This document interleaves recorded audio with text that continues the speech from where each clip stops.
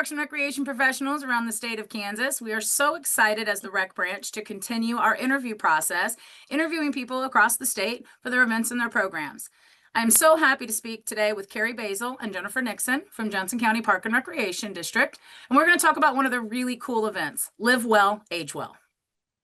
Hello, everyone. My name is Kari Baesel, and I am the 50 Plus Department Manager. And I'm so excited to tell you about this wonderful event and give you the history about it. Hello, I'm Jennifer Nixon, and I am a recreation specialist at the Roland Park Community Center or with Johnson County Parks and Rec. And I have had the pleasure of planning this event the last 2 years. So with Kari, we're very excited to let you know how you can bring something like this to your organization. Awesome. Well, let's dive right in. So the first question, can you give us a brief overview of the event and who is the event really designed for? Okay, so this event is a resource fair designed for the 50 plus population or our aging community. And it is organizations throughout Johnson County government. I'm getting a feedback. I'm sorry, I'm getting a feedback. It's better now. Okay, thank you. So Johnson County agencies join us, as well as businesses and organizations throughout the metro area to bring their resources to our participants. Awesome. How long has the event been running? And tell me a little bit, how has it evolved over time? Because it's kind of a long running event, correct? It is, definitely. So I've actually been here and been a part of all of them. It was in my previous position, I was the one that got this event started. And it used to, back in many years ago, so back in like 2010, before that, it was an event that Human Services did, our county Human Services, and they called it Senior Quest. Well, then the county did not want to do it anymore, and it was a lot different. They had a lot of different things happening at the event. Well, they were going to quit doing it, and I, in the 50 Plus department, felt it was such a important event for the older adults in our community with all the resources and all the information that I wanted to keep continuing it. So in 2011, we changed it and called it Senior Fest and changed it to a location. We just did it at an event center where we invited, like Jennifer said, we invited different vendors out and screeners and people that could do all different types of things. And then since then it has evolved. So each year we change it up a little bit, but some of the biggest changes that we've made over time is we went from calling it Senior Fest to Live Well, Age Well, more about proactively healthy living. You know, coming and changing your life and really learning about how to age well was the importance for us. And so some of the things that we're doing now at this event that has kind of evolved is we are doing educational sessions. We do them throughout the day. We also play bingo, which is a fun activity to do. We do program demos. So our instructors will come in, they'll do 15 to 20-minute demos throughout the day just to kind of promote our programs. And then we have different services. So overall, it's just involved to this whole day event and trying to do all aspects of living for older adults. It's just really a great event. And our participants come from all over the metro and all age older adults. We have caregivers that come that are caring for their older parents, and then we have people that are in their 90s that come. So it's great. And I would say it's evolved over the years by us adding more programming and screeners and vendors, and then also with locations. We've had to change it via locations throughout the year to change it up. Now, luckily, we have a location now in-house, a Johnson County Park and Recreation facility that has it's the Arts and Heritage Center, for those of you that are familiar with our programs. And there's also the Johnson County Museum, so they get entrance in the museum for free. We have different spaces that they get to attend to. But very successful. I would say, you know, throughout the years, we probably get 500 to 600 to 700 people that would attend today. And this year, so it's an August event, we had a record-breaking 800 people come. So it's very exciting. That's super awesome. That's really cool. Tell me, I have a quick follow-up question to that, Kari. I want to know, like, when you say your instructors come in and offer like 15-minute demos, well, what are you speaking of there? Is it high impact? What low impact? What kind of program offerings do you offer at it? Sure. So throughout the years, and Jennifer, if you want to add some too, that would be great. Mhm. We've done like a chair yoga demonstration. Okay. We did an art demonstration this year, and I think we didn't have the participants doing the art, but just kind of going in and showing them like what a basic art class would be, how it is very basic, how anybody that doesn't have any specific art talent or history, they could come in and do this. We have Tai Chi, or like if we're trying a new class, like this year we're trying a new like more of a forever fit class, different type of strength training. We had the instructor come just to show as a new class. And then one of our most popular classes that we offer is improv. And so we have our improv instructor come, and it is the best. It's so much fun watching them go. Yeah, and this is where our coordinators can kind of step in and help throughout the planning process. So we get with the early on in our planning, we get with the coordinators and ask for their insight on what they would like to demonstrate to our participants and what would they like to see them try out. And so Yeah. they really like that. So they actually can show their classes Yeah. free to a large number of people. And so it just works out really well. Yeah, I think it's great. I think that's an excellent way to feed a program and advertise your own stuff. Mhm. So great work and great idea on that. Kind of talking about planning then, because you kind of mentioned that a little bit, Jennifer. When do you start planning for an event kind of this size, and what's your general planning timeline? All year. And so we start planning the week after the event happens. And so that is just finding the date for the next year, making sure the where we offer our shuttle parking from is available for the dates that we are looking at. And then also surveys kind of go for this year, but I say they start the planning for next year. So we give surveys out to vendors and to screeners and to our sponsors, and we really look at those and we take take all that feedback, and then once we start planning, we start that into the planning process for the next event. And so um January, mid-January is when our sponsorship information goes out for sponsors to be able to confirm that they would like to sponsor the event. And then registration for the event actually happens in April, the end of April. And so usually it is full with it by mm, the end of May, first part of June. And Wow. so, yeah, it's quick, it's fast. A lot of people like to come back and do it year after year. Thankfully, they enjoy it and they like it. And so, yeah, so it's all year long. I mean, just little Sure. things as we go, ordering supplies, making sure everything's together, just goes throughout the year. A lot of planning. A lot of planning. It's a big event though, Yes, right? Well, that's yes, good. yeah. So kind of speaking of the day of year round, yeah, that is a lot, but really that day of is when a lot of action happens, right? So how do you manage your volunteers or staff on the day of the event, particularly with it be having so many people coming through the doors and so many moving parts? Sure. So we are lucky enough. We have a larger staff, so it's an all hands on deck that day, and then we also ask for volunteers, community volunteers, and other staff at different locations if they would like to volunteer and help that day. And we have a very detailed Excel spreadsheet schedule that's listed hour by hour. And what we generally do is rotate the volunteers and our staff to do different tasks, so someone is not stuck in the educational session all day long. So they're getting to see the event, be a part of it, and they might be handing out snack bags. They might be handing out at registration, doing the registration table. They might be at our off-site parking location, making sure, the older adults are getting on the shuttle okay and being there in case something happens. Or, we actually have a 50 plus booth there. So they're working that booth. But we really try to rotate people through and do different things for them to see. Sure, keep them engaged a lot better, I would imagine, huh? Yes. Hmm. I'll ask another follow-up question because you triggered something for me. When you say you have educational sessions and it's something that you offer, is it the same educational session that you offer multiple times through the day? Because this event more is a come and go type event. Is that correct? Or are people there typically all day? So we found that a lot of people stay all day. And so we've Okay. kind of had to change our event to think about that. The event time is from 10 to 3. The vendor section, and when we're talking for us, again, you guys know we are a very large metro. We are a very large county.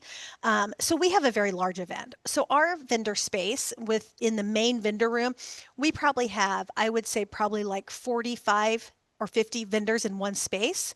And Oh, then outside, we have area spacing where we have another 10 to 15 booths. So again, there's a lot for them to do. So we do different educational sessions because like we said, people like to pretty much stay all day, and we try to do different topics. I know a little bit later we're going to talk about how we fund this event. But before we go in that, you were asking about it. So we have a partner, an event partner that we ask a community business to be a part of. And so we allow them as their partnership to have one of the educational sessions. And it's not a sales pitch for that educational session for their business. It has to be an educational session specifically about an older adult topic. Cool. And then we typically look at our, what are we offering? What's a trend? What's a topic that needs to be talked about? And we Jennifer and me and our staff, we kind of look at other people that we think would be a really good topic to bring. And like our topics can range from sleep studies or, better sleep, could range from brain health. We've done one about diabetes prevention. We've done, I can't think of, Jennifer, can you come up with some other ones? It's really just aging gracefully Yeah. has been a lot. Like managing your emotions, Motion, being yes, happy, yeah, those kind of things. Sure. yeah, Awesome. No, relevant topics, I think, to an Yes. how to age yes, better and how to age more gracefully. So no, I Yes. think that's great. yeah. And Hey, it's cool Jenny, that they stay all day. Yeah, Jennifer? I just wanted before you're I wanted to add on to Kari's volunteers. Yeah. Because she talked about rotating volunteers and the amount of different volunteer locations that we have, but we also have a document that describes and summarizes what their specific duty is. So not only are they getting that schedule, they are also getting what they are expected to do while they are there. And so that helps with some of the confusion, and they get it a couple of weeks ahead of time. And so if they have any questions, they have any concerns, or they don't think that they can perform those duties, they have time to get back with us, and then we can move people around and make changes before the actual event. So Awesome. I love that. And that's just taking the work off of you guys too, right? The day of, because Yeah. I'm sure it's pretty hectic on that day. So if people know where they're supposed to be and what they're supposed to be doing, that's beautiful. That's a beautiful yes, thing. So yeah. so can I talk a little bit about budget funding, Kari? I know you kind of mentioned your partner. What is the general budget for the event, and how do you fund it? Sounds like you do have a partner, but in what other ways is it funded? Yeah, sure. So it is a free program to our participants. It's completely free. They can come, like I mentioned earlier, they come there, they get to do all the activities, meet with all the vendors, do the health screeners, and then they also get an entrance into the museum that day. And then also to keep people there longer, we do snack bags, and those are free as well. And in those snack bags, we have like popcorn, granola bars, trail mix, and maybe some fruit, and we give out free water. So that's something else. But how we afford this event or how we fund it is really by we have the partnership, and then we also have sponsors. So we have what we came up with this 2 years ago. It's called an experience sponsor, and so it's a little bit more money than just an event sponsor, but a little less than partner. And what experiences sponsors are people that are involved into the event. So we have because like we said, we do bingo twice. So we have an experience sponsor that sponsors our bingos. So during bingo, we have their logo up on the wall behind them, with a slideshow. We have allowed the speaker to come speak, give a 2 to 3 minute talk before each of the bingos. And we have signage up. So we'll have signs that say bingo this way, and then it will have that logo there. The same with snack bags. So we'll have a snack bag sponsor. And what we do is once they've chose that as their sponsorship, we print their logos on stickers, and we just put the stickers on all the lunch sacks. We give them the option of picking or helping us hand out those snack bags, and again, their logos all over.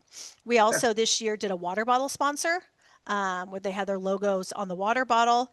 And then also a museum sponsor, a museum entry sponsor, because we do have to pay for that. That is something that we get charged, but they get free entrance. And then also all the vendors that come, they pay a vendor fee, and then the screeners. So that's all where all the money comes from for this event. And I think in the email that's going to be sent out, I have our sponsorship packet. So you guys can read it and see kind of how we delegate and the things that we give our sponsors and our partners the opportunities to do. And I then think that's great. thinking of expenses, so this is an expensive event. Obviously, we have to pay a little bit for the facility that we use because we take up a whole facility all day long. So we do pay for the facility. We also have to pay for table rentals and tablecloths. And then we also have to pay for all the stuff in the snack bags. We have to pay for the water bottles. We pay for a giveaway at the 50 plus booth. We always give a giveaway at our booths, and all the signage. We do big signage so everyone can find out what's going on. We probably have like maybe 30 to 40 signs that we put out through the event just so everybody knows where we're going. And then, of course, all of the flyers and the marketing for the event. And Sure. another additional cost is our shuttle service. Oh, yes. So we had started 2 years ago offering a shuttle service offsite to the actual event. And so we hire a company that comes in and does that service for us. And so that is a large cost as well. Yep. Sure. And all those expenses are covered between vendor fees, sponsorship, and your partnership. 100%. Yes. That's awesome. That's awesome. And Yep. if I can ask, I mean, how many sponsors do you typically get for an event this large? So we had one partner, and then for the experience sponsors, I think this year we had 3, and then event sponsors we had 8. Awesome. Yeah. Yeah, that's fantastic. Cool. So you kind of mentioned a little bit when talking about some expenses, and marketing tends to be one of those things that does have to cost. How do you market it? What channels work best for the audience that you're really going for, that active older adult? What's your marketing look like?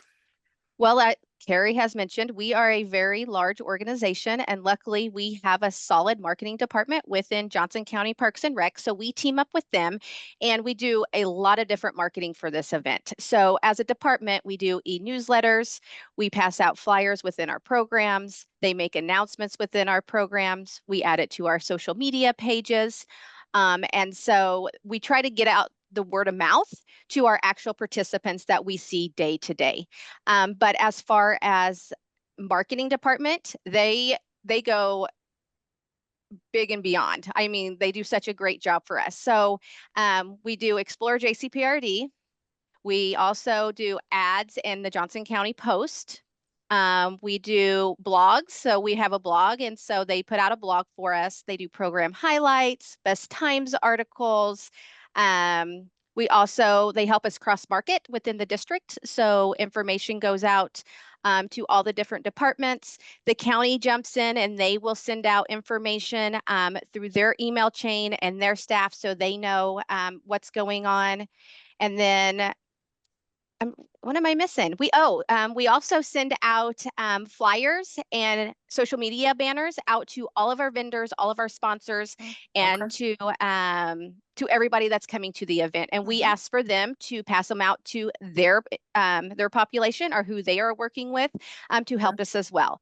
In the past, we've also been on the radio. That doesn't happen every year, but that has happened in the past, and a lot of people hear about it that way as well. Awesome. Pretty robust. Yes. That's very robust marketing. Yeah, Yes. that's awesome.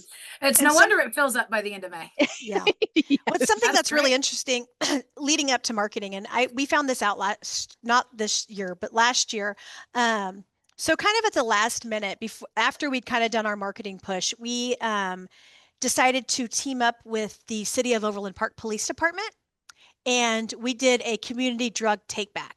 So where people could bring in their prescription medicine, and then they would donate in a box, and the police officer would dispose of it. And we didn't. Again, it was kind of last minute, but we still got it on our website and our Facebook post, but it wasn't like a big push, and we've never done it before. So Jennifer and I were like, is this really going to be a thing? We don't know, because are they going to read it? Do people really read your flyer? Because it was in it, but it wasn't like standing out. Right. And they came and they brought their medicine. I mean, the police department left with like 10 full boxes full of medicine. And then again this year too, it's a hit. But it's just funny, you see these people walking into this event with these huge Ziploc bags with all these pills. Like, oh my gosh, it's wild. But it's good. It's awesome. Yeah. What a great partnership. That Great just partnership. organically kind of happened, right? That Yes. didn't even know the need was there, but clearly was. No, I think that's fantastic. Definitely. Let me ask a quick question. I know, and then just talking about the marketing, which you have a huge push for, it sounds like, and then you filling up so quickly. Do you find, and I know, Kari, you briefly mentioned this, but do you find that it's the same people who are coming back each year? Is your retention rate really high, which I think speaks volumes at how successful the event is? So, yes, our retention rate is very high, but also, like always, I mean, I think probably half of our vendors, more than half of our vendors were new this year. Oh, great. The people that don't get in, that are waitlisted from the previous year, are on top of it the next year.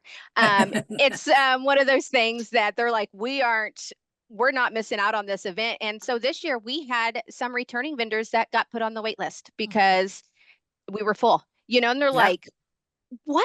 And I was like, I'm sorry, like we've been here the past 5 years. And I was like, they beat you to the punch. There's They nothing I beat you can to it. do. Yeah. And so, which is really nice that, I mean, people Yeah. really want to get in. And so they're waiting for the email and the reminder email that, hey, it's coming, put it on your calendars because you don't want to miss out. So That's awesome. Great work, guys. That's great. And I do want to mention something because I think it is hard. It's different for us because we are such a large community. mhm. So for us to have this large event, this many vendors, this many sponsors, Sure. and this many participants, of course, we're large. But for even smaller communities, I mean, even if you had a gym and you could just bring in different local vendors that deal with older adult things, senior living facilities, memory care, even, thinking about people that go into homes like handymen or lawnmowers or those kind of things, doctors' offices. But I mean, this is a very large scale event, but it could easily be a small event. It's just so important and so effective for the older adults to see what resources are out there. And I highly recommend teaming up with your area agency on aging, even if it's not local in your community, but you have one that serves your county or the county that you're in. Check out what resources they have because it's so helpful and it's so important that older adults know the services that are offered for them. Yeah, and I think you're I would have 100% right. to, yeah, and I would have to say that most older population don't really know how to get that information anymore Mhm. because it has went all mainstream, Yep. social media, internet, and a lot of them still do not know how to use that efficiently or how to Google search that. And so if they hear that there's an event where they can actually get one-on-one feedback, can actually have a discussion and get information on how they can get that resource. I think that's why they're so excited to attend. So they don't have to go through that part of how do I Google that? How do I, how am I supposed to go through every website's different. I don't know how to get to their information. And so it just takes that guessing out of it. Yep. Yeah. I think that's great. And I think the face to face, and I think, Kari, you're 100% right. An event like this could absolutely scale. Yeah, we're talking about a large scale in our area, and that's just the nature of where we live. Right. I think this could easily be scaled in a multitude of ways. Oh, There are yes. services out there no matter the size of your community. So I agree Yes. with you Mhm. 100%. So I'm kind of still leaning into that marketing thing. When do you guys really start the promotion of it? I mean, I know Jennifer, you said planning is a year, Mhm. right? The day it's over, we're starting for the Mhm. next year. What does your marketing timeline kind of look like for both the participants and your vendor sponsors? So we have a vendor slash screener Excel document of everybody that has ever been a part of this event. And so mid-January, is basically when we start marketing this program. So we send out an email saying sponsorships are open. Here is your save the date. And it goes out to, I think our list is almost to like 675 different organizations and businesses throughout the metro area. And so the date's out there. Marketing Okay. has started right there at that time. So everybody knows that date is there. They are really expecting it. Now, as far as really marketing to our participants, we start talking to our participants in May. So we start handing out that information. So it's not too far where they're going to forget about it. Mhm. But it's in the summertime, it's in the summer, so they can start planning for it. So we have our staff in May start handing out flyers. There's flyers at each location. Um, then they start talking about it in all their different programs. And then marketing comes in. We do best times. Kari, remind me, which session of best times is it? Is it July, August? I get those mixed up. Yeah, June, July, July, August. And August. for those of you that don't know, the Best Times is a county publication. It's like a magazine that goes to people that are registered voters over the age of 60, and it goes out to everyone in our county. So we are fortunate enough we get to put articles and information in that publication. Yeah. And so, and then marketing really hops in usually mid-May and goes clear up to the end. Facebook posts, social media posts, we start June. It depends on how many sponsors and things that we have. Pretty much Sure. more July, you know, Yeah. like a month before, a month out. About a month out? Yeah. Okay. Yeah. Just so people can keep it in the back of their minds, little small tidbits, save the date. This is what we're going to do. Little information here and there. And then the month of is really heavy. Gotcha. Like what you are going to see at the event, the different educational sessions. We update our website that it's very detailed on what we are going to do. We put it in our e-newsletter at that point, and things like that. Awesome. And something very fortunate that we have offered it in the last week of August for the last couple of years. Before that, we had offered it in September. And then even before that, we had offered it in October. So when we did change the date, when we did move it up to August, we marketed it a lot earlier, just so people knew. And so we got it out there, just like teasers that, hey, we had to move this event. It's going to be in August now. So just that, because once it gets a tradition, people are waiting for that. And they're like, oh, I know. So then since we changed the date and had to move it earlier, we started marketing a little bit earlier just to get them in the mindset that, hey, it's coming, but it's coming a little quicker than typically. Sure. Than you anticipate. That's great. So we've talked a lot about the buildup. Okay. So on the day of, what does your day of timeline look like? Set up to tear down. I know the event runs 10 to 3, I think you said. What does the front and back end of that look like? So actually our event prep starts the day before. Okay. So we are lucky enough, it's in at one of our district buildings. And so 3 or 4 of us will go into the Arts and Heritage Center, and all the tables, chairs, linens are put on the tables. If we can get into all the spaces, we set up every space that we have available to us. Just because the event is so large, there is no way we could come in. We would be there at 4 a.m. setting up a space to make sure it's ready for vendors to come in at 8:30. And so really the large amount of heavy work is done the day before. The day of, we have volunteers start. We show up at 7 to set up some of our outdoor areas for our parking. 7:30, we have another wave of people that come in just to make sure that all the materials and everything are set. And then 8 o'clock, we have another swoop that comes in to get ready for the vendors to show up. So 8:30 vendors show up. So we have all of our volunteers are placed where they need to be. They're ready for the volunteers or for the vendors to come in. So we actually escort our vendors to their table. So everybody is seen face to face. And so if there's any important information that needs to be given out, our volunteers or our staff do that. And then basically once they're set up, then everybody's just in place. I mean, everybody goes to their place. They know that they're going to do. And when registration starts, that's a big thing. And it looks different every year. Don't you think, Kari? Yeah. Our registration, it depends on what the weather is. If we can do this year, we moved our registration outside. And Kari was more in depth with that because I was running other areas, but it worked out wonderfully because every participant gets a participation bag with any type of sponsorship information, any type of grab bag information. They also get a schedule of the event. They get a map of the event. And so everybody gets one of those. They have to sign a waiver. And so we had probably 8 people at the registration area, would you say? I can't quite remember, but about 8 people, and they were outside. They were working the lines. And so usually we have that registration table inside the door. But you know how that works. The event starts at 10 o'clock, everybody shows up at 9. And then it just kind of starts overflowing into the actual event. And we were kind of hoping on finding a solution so that would stop because the vendors were feeling rushed. They didn't have enough time to get their tables ready before participants were coming. And so the weather was nice and everybody decided to move it outside. And so at 10 o'clock, then everybody could come in and just start venturing wherever they wanted to go. So many different areas that people can go wherever they want. And so, yeah, it just flows pretty easily. I mean, throughout the whole thing, we do have some big things that happen as far as snack bags. So we had 500 snack bags this year.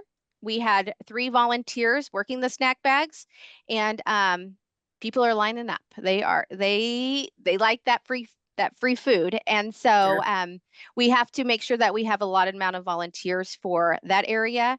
Also, we had the water bottle station, and so that went pretty quickly. We have to make sure we have enough volunteers there. That's a new station for us. And then, Kari, what else do you? I mean, I until think the end of the event, it yeah, just there's kind not of much. it just flows, as long Yep. as everybody knows their job and knows where they need to be. It is a free flowing, Mhm. it's a free flowing event. It's just Yep. Right. lovely. Yep. And so, Right. yeah, and so when it's over though, we have almost all the volunteers still there. We had this year, our staff all stays until the end, and it's taking off tablecloths, tearing down tables, and just cleaning up the areas. Um, and it goes pretty quickly because everybody stays. And since Mhm. we rent the tables, we just have to put the tables on a cart that they give us, and they come in and they wheel them out. And Take it out. so, yeah. And so it's Love events like that. You do all the prep work for it, Yep. and the day of it just runs smooth as butter, right? yes, Smooth. yes. Yes. Perfect. Uh-huh. That's awesome. What are some of the biggest challenges that you've encountered with this event? So I think some of the challenges that we've had is I think our biggest challenge overall throughout the years has been parking. Parking is a lot, especially for us, and older adults always love to come at the earliest they can. So, Mhm. it starts at 10 o'clock. All of them, like Jennifer said, are there early. So everyone wants to come at that beginning time. And so we really had to think of solutions of what we could do for parking. And so before we would, luckily for us, there was a parking lot across the street, and we have district buses, like 14 passenger buses, where we would be shuttling them. But again, that's taking staff out of the building, helping at the event. And then the parking lot across the street got developed, so it's no longer. So then we had to search for other parking lots around the community that's close to the facility. And then, like Jennifer said, we hired a shuttle just because the event could support that cost, and we needed the staff inside the facility. So I Sure. think parking was an issue. I think another issue is just keeping it relevant and keeping people there all day, because we want people to stay. We want them to get all the resources they can. So, making it an event that can last all day, keeping them interested with an education session. And then, like I said, we've added bingo that they can do. They can do program demos. We added the program demos because that was something else they could do instead of just waiting. So Mhm. trying to do that. And then try and also challenges we've tried some things and they haven't worked. And so just knowing that, hey, it's okay to try, and if it doesn't work, just don't do it again. So we've had Yep. some good lessons and things like that. And I think another one of our biggest challenges is screeners, having screeners that come in that want to do health screenings at the at an event, and having the space and whatnot for them. Sure. Sure. I think those are good ones. Yeah. And like Mhm. you said, it's okay if it's a challenge. Maybe it didn't work. That's Right. okay, right? Move on with Yes. life on it. Yeah. Do you collect feedback from the attendees, the staff, or your volunteers? We do. So we send out surveys to our sponsors, our vendors, our screeners, and then we also survey our participants through our e-newsletter. And we do get pretty good feedback through those. And we do take it, we do read it, and we do make a lot of changes due to that feedback. And then we also do talk to our staff and Sure. all the volunteers, because they are a essential part of an event like this. And how can we make volunteering and working the event better? And so we really try to survey and get input from every aspect of the event, and how can we make it better? Yeah. And Fantastic. I think it's Go ahead, always Kari. really important to survey, like Jennifer said, the volunteers, the other Mhm. staff, and everybody else, because I've been doing this so long, it's hard for me to see it in a new way or a different way. As for Jennifer, she's knee deep in it all year round, kind of looking and seeing. So hearing other perspectives and looking at it and be like, okay, I would never have thought that was even an issue or something we needed to change. Okay, I think that's good. So having other people evaluate it is so good. Yeah. Different perspectives. Like you said, yeah. You get big picture sometimes and drill in sometimes is what you need. Yep. So, Mhm.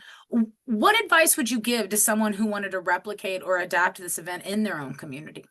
So I think I kind of went over this before. do it. Please do it. Get those services out there for your older adults. I think it's very, very important just so they're aware of what's happening. And again, like I said, we have a very large event, but it didn't start out this big. You know, it's been it's been going since 2011. So we've had years and years of keeping it going. So I highly recommend starting it, even if it's just a couple booths. You have your older adults come in to learn about the services in your community. And I would say too, continuing growing and continue going even during COVID. So 2020 and 2021, we did it online. We did a virtual Live Well, Age Well, and woo, that was tricky, but we did it. And we had a good, I mean, I'd say we probably had like 150 people attend, which, you know, that's huge That's great. for that. Yeah. So, but just, it shows your population, your people, your community that you care about their needs, you care about their services. And on that side, on the other side, it gives those businesses an opportunity to share what they have. And plus, they're, you know, they have some money. They can help you support this event by using those vendor fees and whatnot. And again, you see what we charge. You don't even have to charge anywhere near what we charge. Again, we didn't start charging out this high. It's built up year after year. So I say start out low, start out with small, but definitely offer something like like this in your community. And also too, check with your other local agencies. Are they offering something similar? If they are, partner together. You know, can you add a park and rec aspect to their older adult fair? Right. I'm Great. going to look at it more on the organizer side of it. Don't be afraid to do it. It's a lot of work. It takes a lot of organization to do it, but it's worth it. What you see and what your participants are going to get and your community is going to get is going to be so worth it. Communication is key. You can never communicate too much when you are in an event like this, because we know people don't like to read emails. And so just those communication factors and how you get that information out is a very important aspect. And another important aspect, I would see your location. So make sure your location is anybody can get to it. There's parking available. Some of those small key factors is really going to make or break your event, because that's what we hear the most about is, you know, every year on the surveys, it's a lot of parking. It's a lot of, you know, your location, and everybody has their own ideas of what that should be and what that should look like. And so when you start planning something like this, those are probably your two main objectives. So No, I think that's great. That's great. Both sides of those, really great. yeah. The last question, guys, that I'm going to have for you is, what is your favorite part of this event? I'll start. So I've got a couple. So I love watching our staff get to work together. And I was telling Kari this year, we don't do a lot of programs. We're a pretty large staff, 50 plus department staff. And so we don't do a lot of programs where we're all together. And so the day before, when I get to work closely with everybody, or the day of, it just makes my heart happy, because we get to see everybody enjoy something, and you can all see that we truly love our jobs and what we do. And so I really just think our staff is one of kind, and I really appreciate them. And this is a good way they can show off their abilities and their skills. And then I'm knee deep in it all year long. And so, and especially the last 6 months, I mean, I'm living Live Well, Age Well every single day in every aspect of it. And watching it unfold and watching people show up, because sometimes you have that worry, are people going to attend? I mean, you know, because you never know. This event, yes, we know people are going to attend, but they just enjoy it and they love all aspects of it. And you realize all the small things that you don't think are really that important. They are important. And that just adding like program demos. There's some people that come just for those program demos. They're not there for one thing, but they're absolutely there for another. And so it is just the smiles and the thank yous as people walk out are worth it every time. Awesome.